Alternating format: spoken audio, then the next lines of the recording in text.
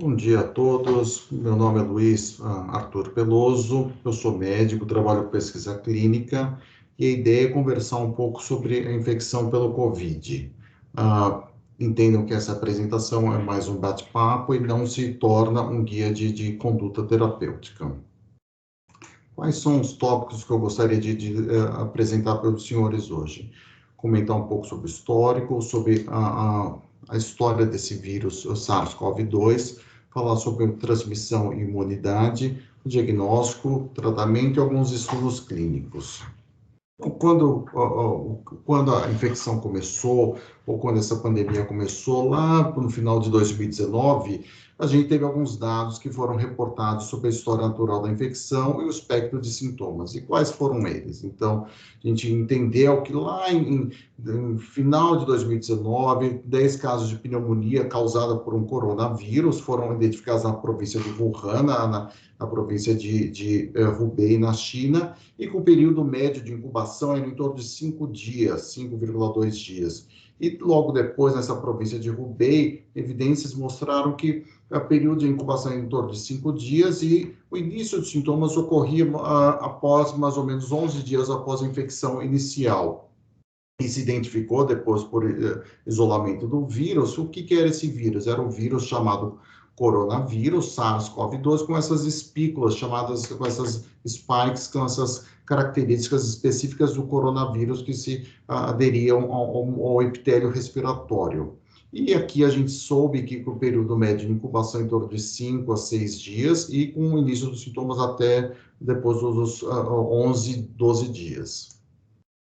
E o que a gente entendeu a partir de então, desde dezembro, desde novembro de 2019 até a data de hoje? As rotas propostas, as rotas entendidas pela transmissão do SARS-CoV-2 são algumas. Então, imaginemos que haja uma pessoa infectada, um hospedeiro infectado com SARS-CoV-2, que eventualmente tosse ou emite gotículas ou emite aerossóis no meio ambiente. Esses aerossóis podem ser menores do que 5 micro de diâmetro, podem estar suspensos no ar e, eventualmente, essa pessoa pode expelir gotículas, seja por tosse, por secreção, por espirros.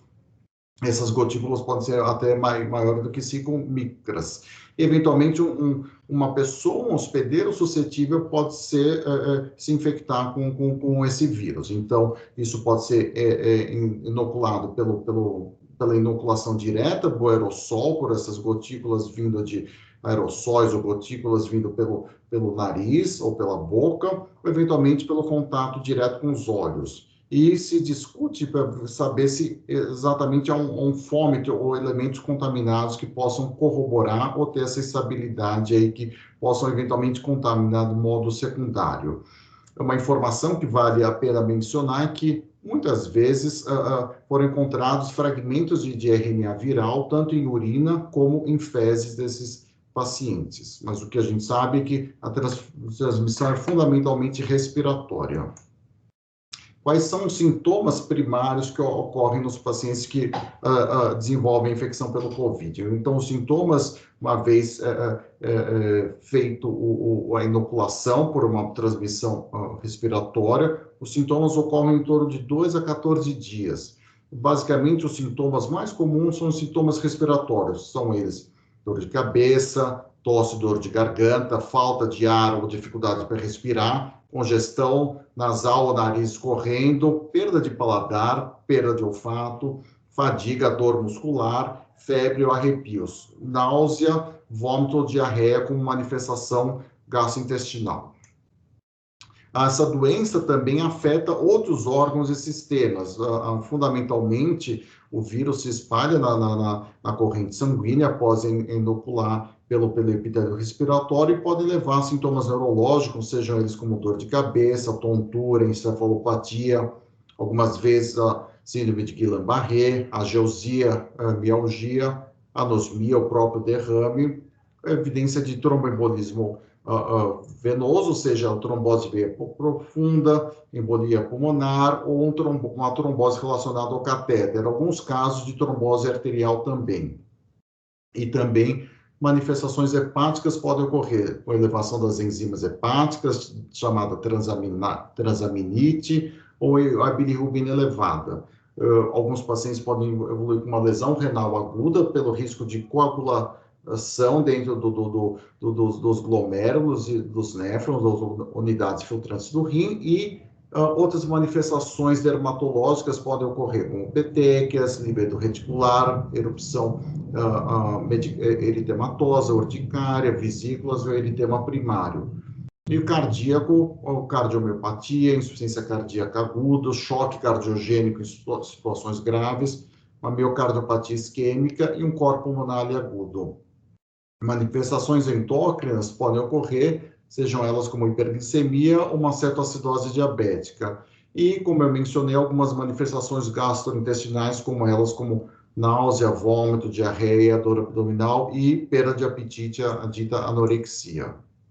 Então, quando o vírus entra no epitélio respiratório, ele é inserido dentro do epitélio respiratório, inserido na circulação sanguínea, uma cascata inflamatória. Essa cascata inflamatória pode ocorrer com ativação de marcadores que vão aumentar o risco de coagulação, né, desses pacientes, sejam pacientes com casos leves, sejam eles pacientes com casos graves. E aqui alguma evidência que eu gostaria de compartilhar com os senhores, que a incidência de trombose, pacientes internados com COVID, é uma incidência razoavelmente elevada. Os dados, seja eles da França, dos Países Baixos, da Itália, da China, reportaram incidência entre 25% de pacientes tendo tromboembolismo venoso em unidade de terapia intensiva, e, eventualmente, no estudo retrospectivo da França, a taxa foi reportada até de 69%. Então, o que traz para os senhores aqui uma informação que o risco de tromboembolismo venoso é elevado por aumento dessa cascata inflamatória deflagrada não somente pelo vírus, mas pela ativação da resposta inflamatória do próprio hospedeiro. E isso nos faz um questionamento acerca de quais são os elementos ou as evidências objetivas que a gente deve ter com relação à tromboprofilaxia. A Sociedade Americana de Hematologia, ela emitiu algumas guias terapêuticas que provavelmente pacientes internados com COVID devem considerados serem tratados com profilaxia, com heparina de baixo peso molecular, ao invés de uma heparina não fracionada, uma vez que o manejo de um risco de sangramento, caso esse sangramento ocorrer, ele pode ser minimizado com uma heparina de baixo peso molecular. Caso o paciente não seja elegível, não consiga receber heparina de baixo peso molecular, ou se o paciente tiver uma trombocitopenia induzida pela heparina, uma alternativa pode ser o fondaparinux. E uma vez, ou no contexto que os pacientes que estejam, em que anticoagulantes sejam contraindicados na prática clínica ou indisponíveis, pode ser considerado uma tromboprofilaxia mecânica como um uso do dispositivo de compressão pneumática. Fora do contexto de ensaio clínico, muitas vezes o que se advoga, o que se entende ao desencorajamento do uso empírico de heparina em dose plena, ou heparina de baixo peso molecular, sem que haja outra indicação de anticoagulação terapêutica. Então, muitas vezes esse tema ainda está sendo revisitado, mas provavelmente à luz de hoje são considerações disponíveis nas referências bibliográficas abaixo. Quando a gente pensa com relação à infecção, infecção pelo COVID, o que a gente entende à luz de hoje, quase 2 anos após o início da pandemia, é com relação à duração da imunidade. Essa imunidade conferida pela nossa resposta imune, ela é oriunda ou dependente de alguns elementos, sejam eles inicialmente após o contato pelo vírus com o organismo, eu vou ter uma resposta imune inata, e depois a gente vai ter uma fase que vai durar semanas a meses, a chamada imunidade adaptativa. Essa imunidade, ela é corroborada por uma série de elementos, sejam eles células inflamatórias, os chamados linfócitos T, e os linfócitos B. Os linfócitos B vão produzir anticorpos, e esses anticorpos vão ser chamados anticorpos neutralizantes. Em passo paralelo, os linfócitos T, chamados os linfócitos auxiliadores, vão produzir citocinas e vão ajudar a fazer a regulação desse processo inflamatório. Então, a imunidade conferida pelo nosso organismo, ela é conferida, seja ela pelos anticorpos neutralizantes da classe IgG e pelas células T de memória que o paciente vai adquirir ao longo do tempo. E a questão que se elenca nesse contexto é por quanto tempo pode durar essa estabilidade, por quanto tempo pode se durar essa estabilidade de resposta pelo SARS-CoV-2. Então, evidências na literatura mostraram que provavelmente após 3 meses essas taxas esses níveis de anticorpo ficam estáveis por titulação por ELISA, e, ao mesmo tempo, essas células inflamatórias de memória, chamadas linfócitos T, eles ficam praticamente estáveis ao longo do tempo, indicando que provavelmente, eventualmente, caso ocorra um decaimento desses anticorpos neutralizantes, provavelmente esses anticorpos ou essas células podem ter memória e reproduzir novamente um nível de anticorpos satisfatório para proteger esse indivíduo.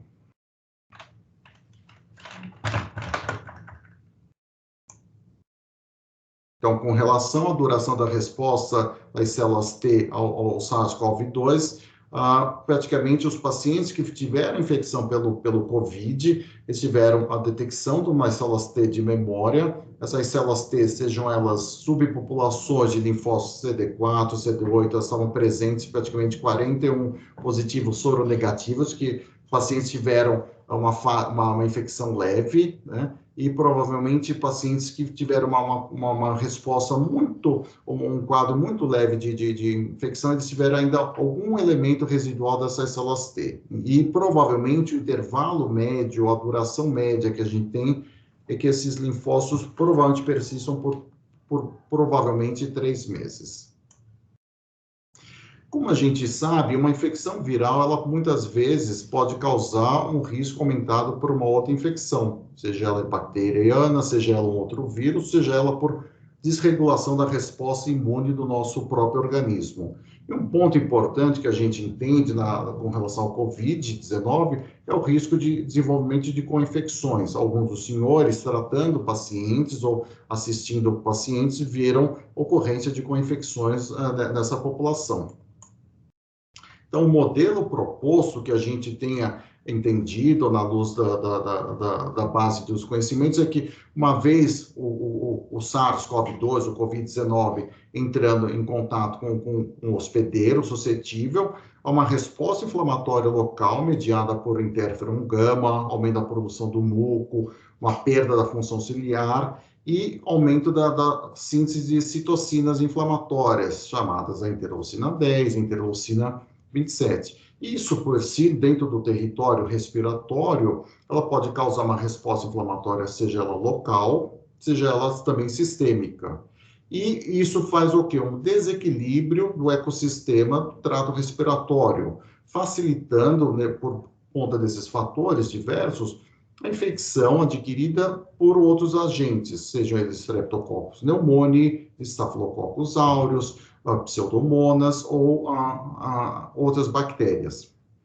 A questão é que o risco de infecção secundária, ela não só ocorre no trato respiratório, ela ocorre também em outros órgãos e sistemas, como uma perda ou chamada disbiose do sistema ou do trato digestório, do trato gastrointestinal. Então, aumento das chances de infecção por bactérias, seja ela Haemophilus influenza, Klebsiella ou bacteroides, e uma redução do número de bactérias anaeróbias. Então, há um desequilíbrio, um desbalanço, facilitando com que essas outras bactérias possam se tornar mais prevalentes.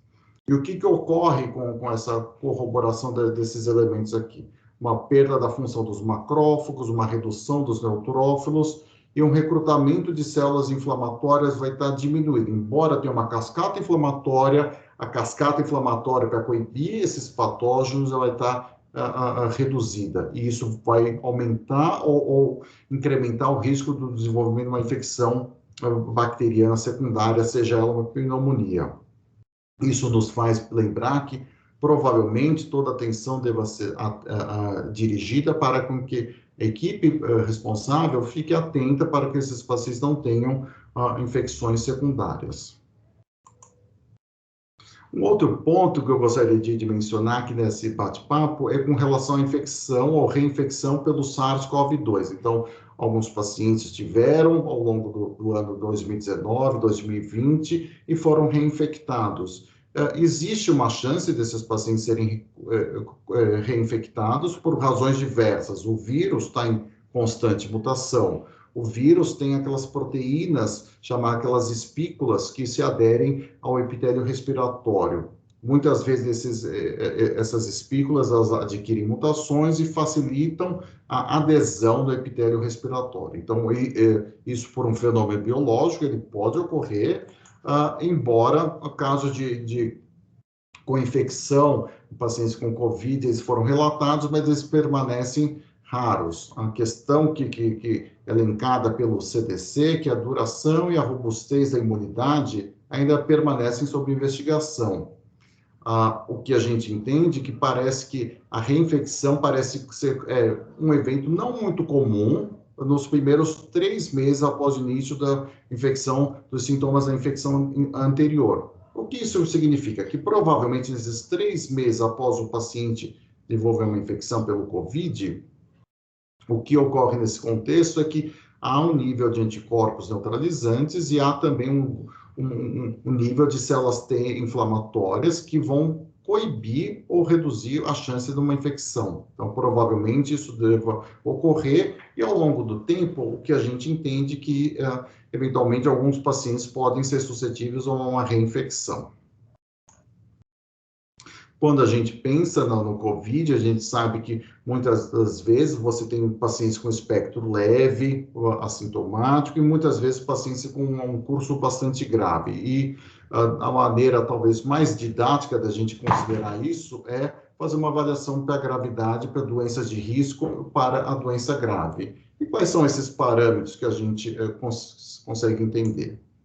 Então, tem algumas diretrizes elencadas pelo Instituto Nacional de Saúde americano que vão definir um espectro de severidade ou gravidade. Então, são algumas características. A primeira delas é a infecção assintomática ou pré-sintomática. Então, eu só tenho o teste positivo, como um teste de antígeno ou NAT, mas não há nenhum sintoma, mesmo ele que seja leve. A segunda categoria é chamada doença leve. Então, vou ter febre, tosse, dor de garganta, mal-estar, dor de cabeça, dor muscular, náusea, vômito, diarreia, perda de paladar, olfato, mas sem falta de ar, sem dispneia ou sem imagens anormais do tórax. Um outro contexto é chamada doença moderada, em que eu tenho uma doença respiratória inferior, no trato abaixo da traqueia, praticamente no território pulmonar, com a saturação de oxigênio maior ou igual a 94%. Passando para outra categoria, eu vou ter a doença dita severa, que eu tenho a saturação menor do que 94%, com a relação de PO2 e FiO2 menor do que 300, uma ataque de dispneia, frequência maior do que 30 respirações por minuto, infiltrado pulmonar ou acometendo mais do que 50% do território pulmonar. E eu vou ter o final, a chamada doença grave, em que eu tenho um comprometimento sistêmico grave, seja ele por uma insuficiência respiratória, seja ele por choque séptico, ou disfunção de mais de um órgão ou sistema. Então, essas são as diretrizes que a gente entende no espectro de manifestações clínicas que podem ocorrer. Com relação à mortalidade, o que a gente aprendeu nesses últimos 18 meses? A experiência clínica está crescendo, a gente entendeu que muitas vezes a ventilação ventilação mecânica precoce é aplicada como uma maneira de fornecer oxigênio suplementar. O que a gente entendeu quando o manejo ele é rapidamente iniciado, você tem um risco de reduzir internações hospitalares.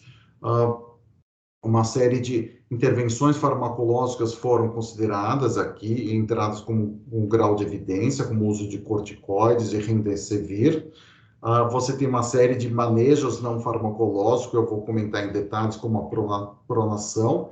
E uma das coisas mais importantes é a gente reduzir a exposição à carga viral, seja ela por redução ao risco, seja ela utilizando máscaras com dupla camada, seja ela aplicando regras de distanciamento social para reduzir a carga de inóculo viral. Como que a gente previne uma infecção pelo COVID? Então, a gente previne deixando o vírus circulando ou com pouca circulação. Basicamente é isso. Mas a gente tem que pensar que pessoas, profissionais da saúde, trabalhando dentro do hospital, unidade básica de saúde, eles podem estar em risco atendendo, assistindo pacientes. Então, pacientes ou profissionais que estejam acompanhando, assistindo, ou triando, ou equipe administrativa, equipe de suporte e apoio, devem considerar o uso do equipamento de proteção individual adequado durante esse período que essa pessoa está em contato com essa população, com esse grupo de pacientes em risco, para reduzir qualquer risco. Então, o uso do equipamento de proteção individual é extremamente importante, seja ele bata, luva, proteção para os olhos. Então, vamos pensar num cenário de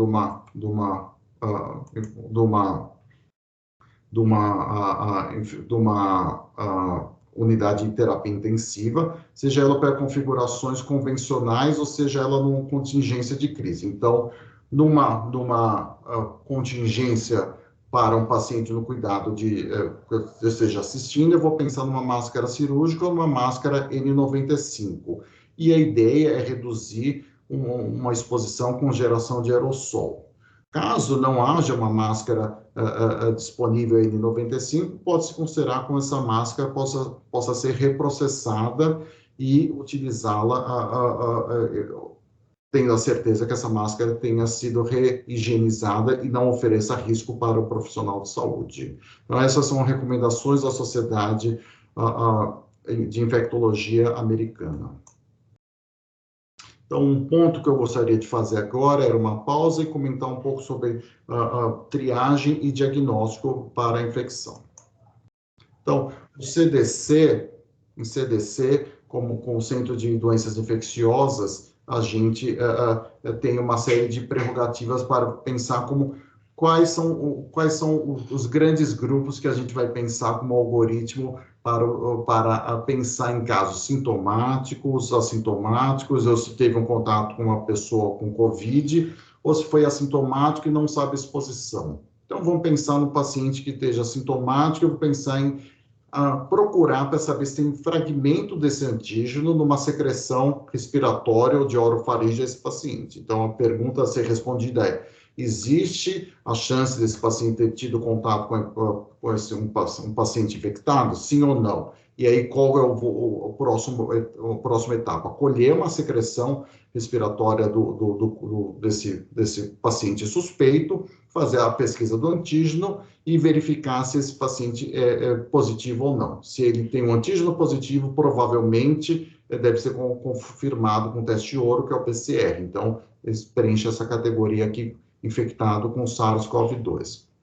Se o paciente está assintomático e tem o contato próximo com COVID, eu vou também elencar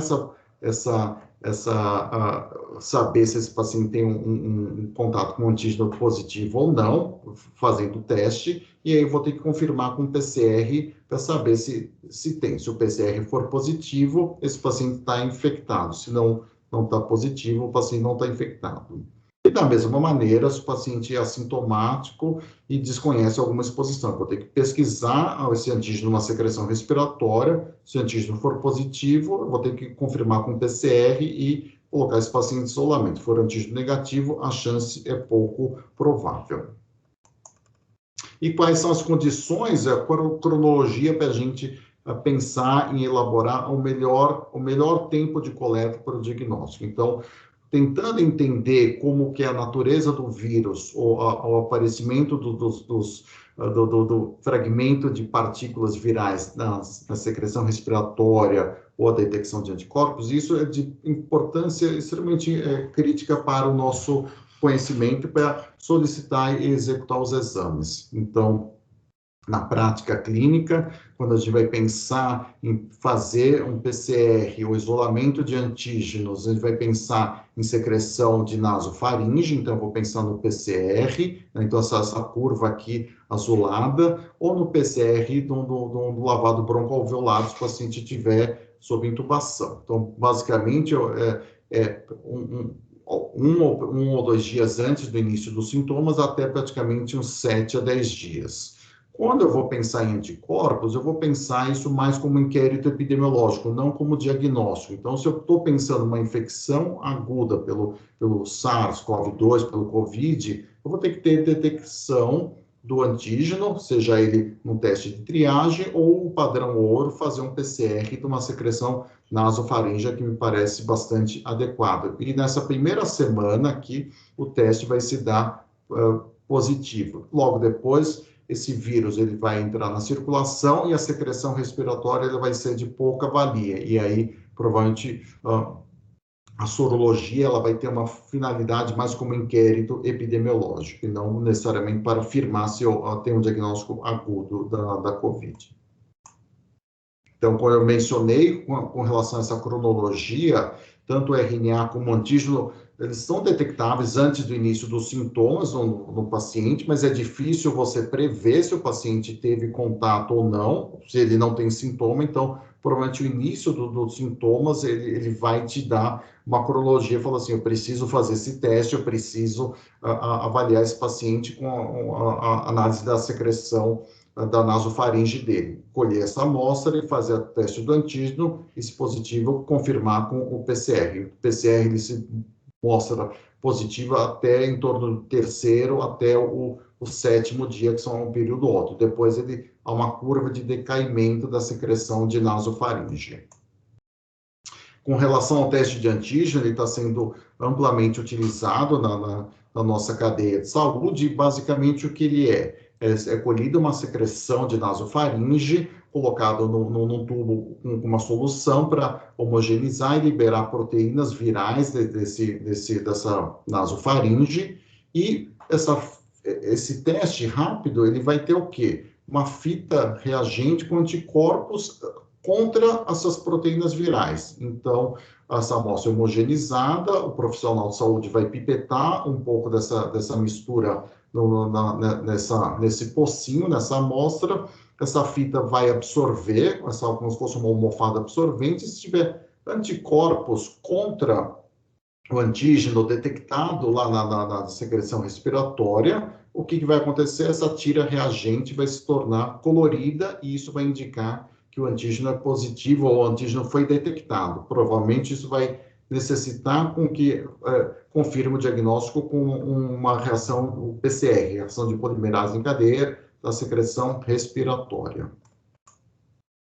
Então, a gente falou um pouco sobre o diagnóstico, sobre essa coleta do material, sobre o tempo do material, manifestações clínicas. O que eu gostaria de mencionar agora sobre o tratamento não terapêutico atual e os cuidados de suporte. Eles são tão importantes quanto esses outros elementos que eu mencionei anteriormente. Então, com relação ao COVID leve, o manejo não terapêutico preconizado pela Organização Mundial de Saúde, pelo NIH, a ideia é isolar os casos suspeitos para reduzir o risco de transmissão dentro da família, dentro da comunidade, e isolá-lo por 14 dias. A ideia é tratar os sintomas com antipiréticos, se houver febre, analgesia, se houver dor, nutrição adequada e hidratação adequada. O outro ponto importante é educar os pacientes sobre sinais e sintomas de complicações que, caso elas se desenvolvam, devem levar esse paciente a buscar uma unidade de atendimento de urgência. A maior parte desses pacientes que têm uma COVID leve pelo NIH podem ser acompanhados por telemedicina. Não há necessidade de fazer testes de laboratório, exames bioquímicos ou testes de imagem. Mas a lição talvez mais clara é que o monitoramento ele deve ser rigoroso para que avalie se ocorram comorbidades e esse paciente evolui de uma maneira satisfatória. E pelo NIH não há uma recomendação clara de iniciar profilaxia para trombose a profilaxia para tromboembolismo venoso ou para trombose arterial, a não ser que haja um fator de risco ou que o clínico sugira uma medida mais objetiva. Com relação ao manejo não terapêutico da COVID moderada, a ideia, o contexto é observar que, assim, é uma condição extremamente dinâmica, então, pacientes podem evoluir de uma maneira estável, sem complicações, outros podem requerir internação, outros podem necessitar internação, eventualmente unidade de terapia intensiva. Então, a ideia é monitorar esses pacientes de perto e considerar o uso de antibióticos caso esses pacientes estejam em alto risco de desenvolver infecções bacterianas, sejam elas pneumonia ou outras infecções. E a ideia é que manter esses pacientes em isolamento para não ter risco de disseminação para outros contactantes, sejam eles familiares ou profissionais de saúde. Caso não consiga isolar esse paciente, não consiga mantê-lo isolado dentro do ambiente domiciliar e a condição clínica deteriore, a ideia é manter esse paciente internado. E caso haja necessidade, a avaliação inicial pode ser feita com um raio-x de tórax ou uma tomografia, um eletro, caso hajam sintomas cardíacos, como falta de ar, desmaio, tontura ou uma falta de ar de início súbito. E com relação aos exames, considerar o hemograma com perfil diferencial e metabólico e a avaliação da função renal e hepática. Alguns desses pacientes podem desenvolver transaminite, elevação dos marcadores inflamatórios ou, eventualmente, algum dano renal. Os marcadores inflamatórios, como a proteína C reativa, o dímero D, eles podem ser importantes para o diagnóstico e para o prognóstico. Vamos lembrar que a maioria desses pacientes vão ter uma resposta inflamatória elevada, então, provavelmente, esses marcadores vão estar mostrando uma fase inflamatória bem evidente. Com relação ao manejo não terapêutico da COVID grave, a ideia é que haja uma suplementação de oxigênio, porque esses pacientes vão estar com uma saturação bastante reduzida, e pensar que esses equipamentos, esses dispositivos para fornecer oxigênio devem ser feitos de uso descartável de uso único, para evitar contaminação cruzada com outros pacientes. Caso esses pacientes evoluem com uma situação com deterioração clínica, perda dos sinais vitais, perda do controle circulatório, hipotensão, choque séptico, deve ser considerada oxigenação suplementar, sim, para corrigir os níveis de oxigenação desses pacientes, né? E a ideia também é fornecer suporte avançado para a manutenção das funções vitais. Nesse contexto, é muito criterioso, muito crítico que o uso de administração de fluidos endovenosos deva ser feito com bastante cautela, uma vez que os pacientes podem ter deterioração da função cardíaca e tolerar pouca sobrecarga de volume. E caso haja co-infecção aguda, a ideia é administrar precocemente antibióticos guiados pelo espectro de uma infecção provável, caso ele seja uma pneumonia, caso ele seja uma infecção em outros sítios ou órgãos. E aí a ideia é que se monitore e faça uma avaliação conseguinte para a doença moderada. Com relação à COVID crítica, a ideia é a gente pensar em entender e prevenir com algumas complicações. Então, com relação à ventilação mecânica invasiva, nós entendemos que provavelmente esses pacientes fiquem um período prolongado de intubação. Então, muitas vezes, a gente precisa saber se o paciente vai ter drive respiratório para ser estubado, para saber se essa mecânica da respiração espontânea dele vai estar adequada para ele recuperar e respirar espontaneamente. E fazer o manejo reduzir a sedação e ver se, junto com o fisioterapeuta, ele tem condições de ser desmamado da ventilação. Um outro elemento é com relação à pneumonia associada ao ventilador. Então, ela é muito mais comum em pacientes adolescentes ou adultos. A ideia é manter o posicionamento do paciente semi-reclinado para evitar algum trauma e usar um novo circuito caso haja uma suspeita por pneumonia de ventilador. Com relação ao tromboembolismo, há que se tomar cuidado. Muitas vezes os casos não se tornam clinicamente evidentes, mas há que haja uma suspeita, porque esses pacientes estão em alto risco de uma cascata inflamatória, e essa cascata inflamatória causada pelo SARS-CoV-2 pode aumentar o risco de infecção pelo risco pró-coagulante, e provavelmente esses pacientes precisam ser, vão ser beneficiados por receber heparina de baixo peso molecular. Uma outra questão é que esses pacientes podem estar em risco de infecção aumentada relacionada ao catéter, e aí vão precisar utilizar antibióticos de amplo espectro. Caso a internação seja prolongada, caso esses pacientes fiquem muito acamados dentro de unidade de terapia intensiva, uma complicação que a gente tem que atentar é com relação à ocorrência de úlceras de pressão, ou úlceras de estresse, ou eventualmente sangramentos gastrointestinais. Então, considerar a nutrição enteral o mais precoce possível, e se esse paciente for respondedor, considerar inibidor de bomba protônica, caso haja um risco elevado de sangramento.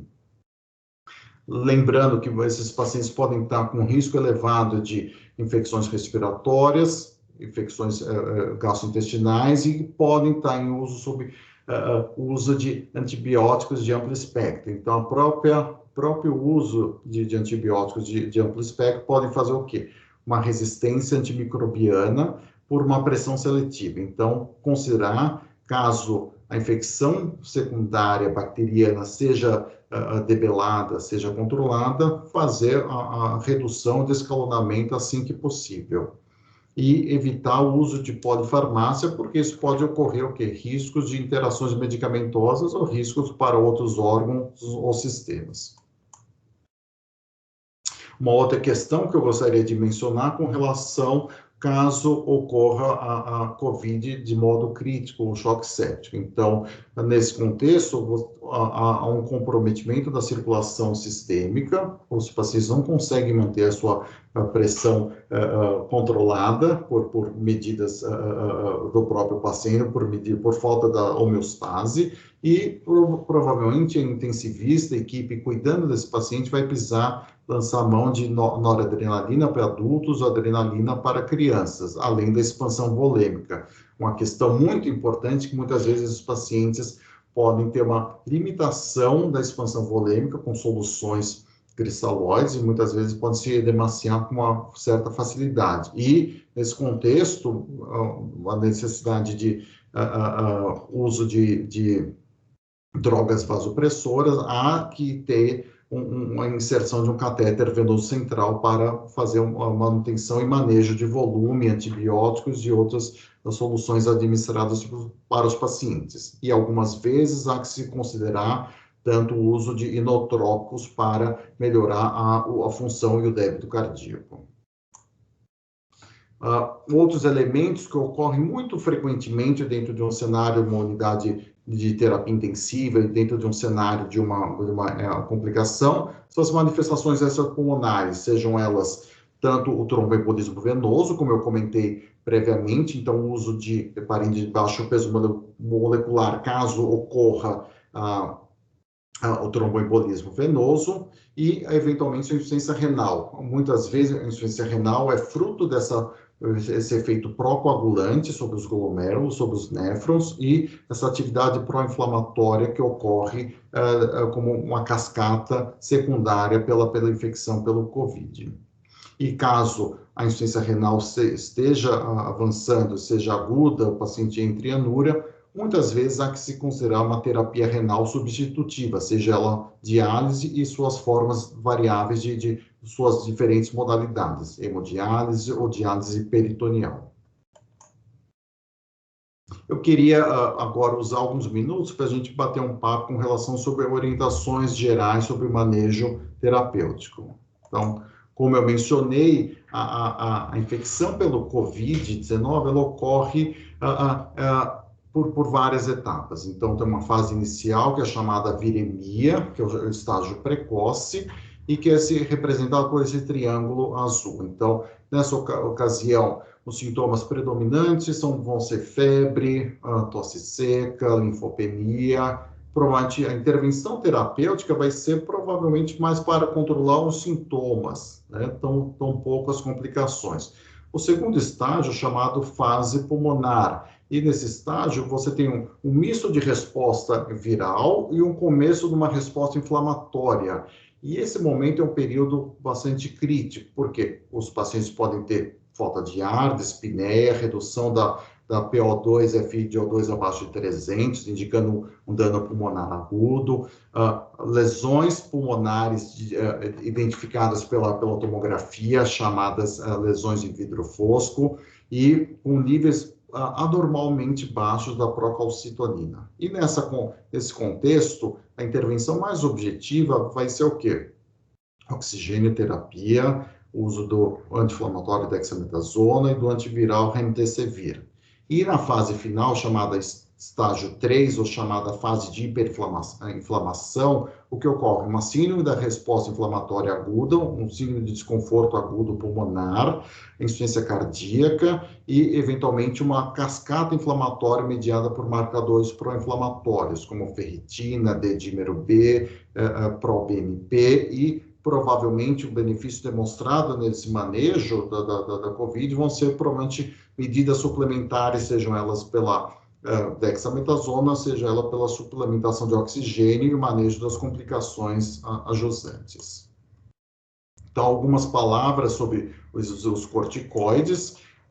Basicamente, o Instituto Nacional de Saúde Americana e a Sociedade de Infectologia dos Estados Unidos, elas preconizam o uso da dexametasona para COVID grave, seja ela 6 miligramas EV ou VO por 10 dias após o início dos sintomas e de descompensação respiratória, até o equivalente à alta do paciente, e caso não haja dexametasona disponível, considerar corticoides em doses equivalentes, como prednisona 40 miligramas, caso não haja disponibilidade. Com relação ao antiviral, o que foi aprovado, isso à luz do conhecimento de hoje, foi o remdesivir.